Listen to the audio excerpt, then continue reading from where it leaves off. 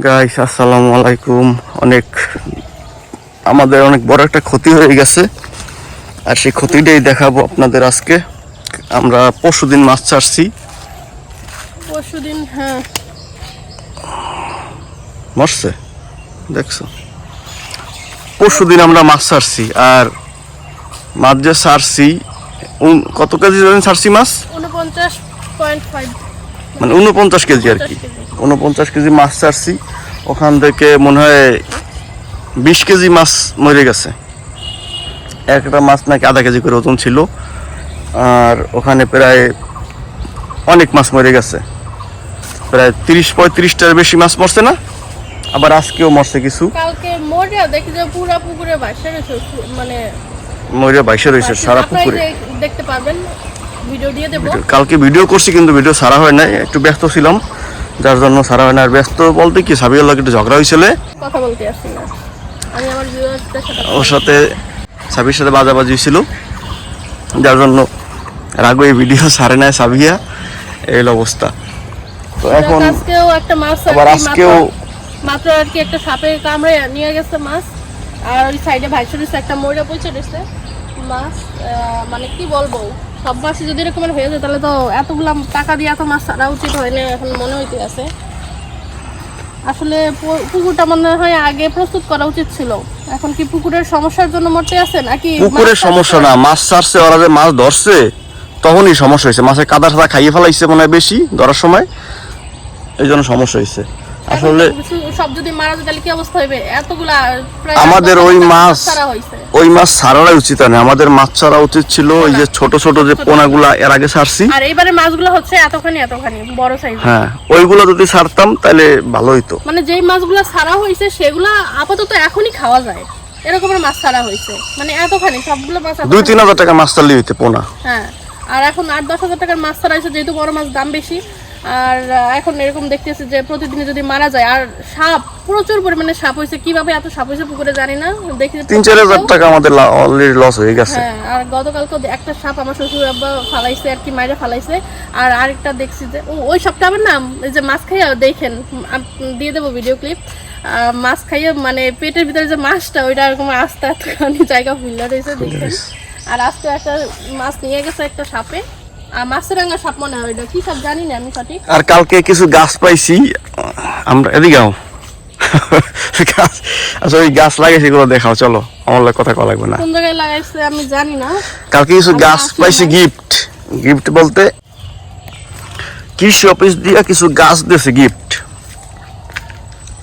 একটা আম চারা পাইছি, এই যে কই যাও, এই লাগাইছি। এটা নাকি হাড়িভাঙ্গা, এই যে হাড়িভাঙ্গা না পাতিলভাঙ্গা অত কিছু তো আর জানি না। গাছ দিছে, গাছ লাগানো হয়েছে এইটা। আর দেশের সজনে গাছ দিছে। হ্যাঁ, এই সজনে গাছটা একটু দেখাবো সামনে, চলো। সজনে চারাটাও লাগাইছি।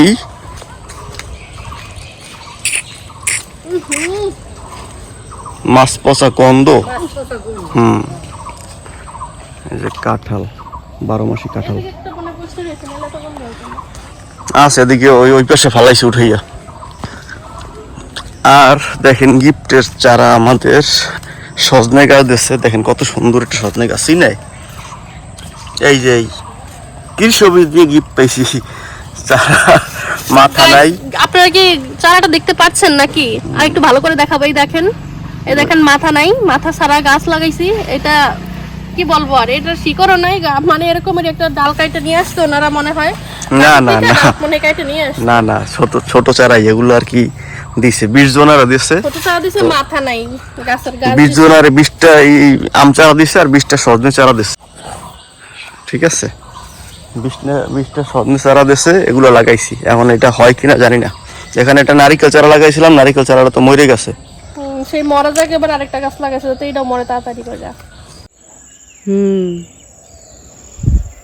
এই যে মাছ, ওই জায়গায় মাছ, আরো অনেক মাছ মারা গেছে সামনে। হয় হয় দেখো, তাকাও। ওই যে একটা অনেকগুলো মাছ মরিয়ে রয়েছে, এই মাছ সবই মরিয়ে যাবে। ওই যে সাপ।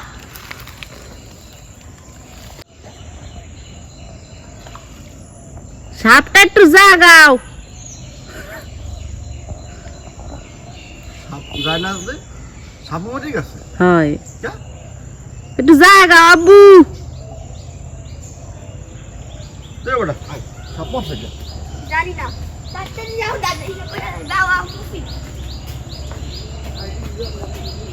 মুফি আইতে করছে বাবা মাছ খাই সাপ মরছে পেটে মাছ ওই দিন হয় দেখছো কত বড় রাগ কষ্ট ওই মাছ ওই ওই ওই সাইড দেখেন না পেটের মধ্যে কি জানি আছে। ওই কই কই ওই পাইছি ওই যে হয় হয় ওই দেখছো হয় ওই পুচু ওই যে ওই যায় তাড়াতাড়ি আও তাড়াতাড়ি গেল তাড়াতাড়ি আও তাড়াতাড়ি ওই যে যায় তাড়াতাড়ি তো যাই যাই ওই যে ওই যে ওই যে যায়। যাই দেখো এই সাপটা এই ছোট সাপটাই আসলে এই ছোট সাপটাই ওই দিন আমার পাশে আইছিলে।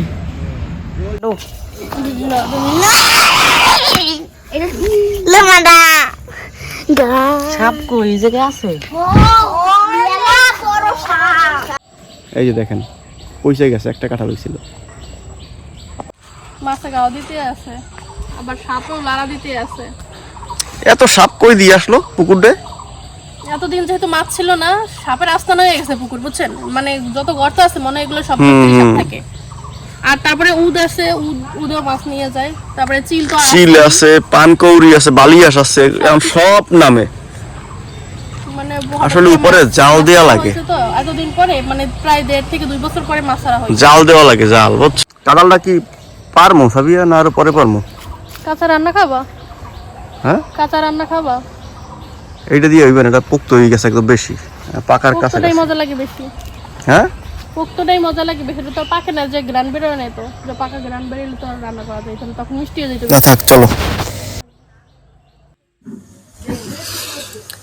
এরশাদের স্কুলের সময় হয়ে গেছে, আর এই জন্য স্কুলে আগাই দিলাম। ও বলতেছে একটু বাবা আগাই দাও। তো আইসা দেখি গরমের ভিতরে পরিবেশটা অনেক সুন্দর লাগতেছে, ভালো লাগতেছে। দেখেন আমাদের পাশে খাল, খালের পাশে রাস্তা অনেক ভালো লাগতেছে।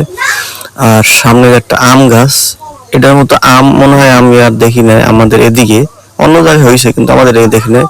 আমাদের কিছু গাছ হয়েছে, এই গাছে অল্প একটা আম হয়েছে আর সব গুটি পড়ে গেছে, কিন্তু এটা আমগুলো অনেক অনেক আছে। যে রাস্তার খালের উপরে আম গাছটা, মানে খালের পানি পায় তো, ওই জন্য আম ঝরে নাই। আজকের ভিডিওটা এখানে শেষ করছি। সবাই ভালো থাকবেন, সুস্থ থাকবেন, আল্লাহ হাফেজ।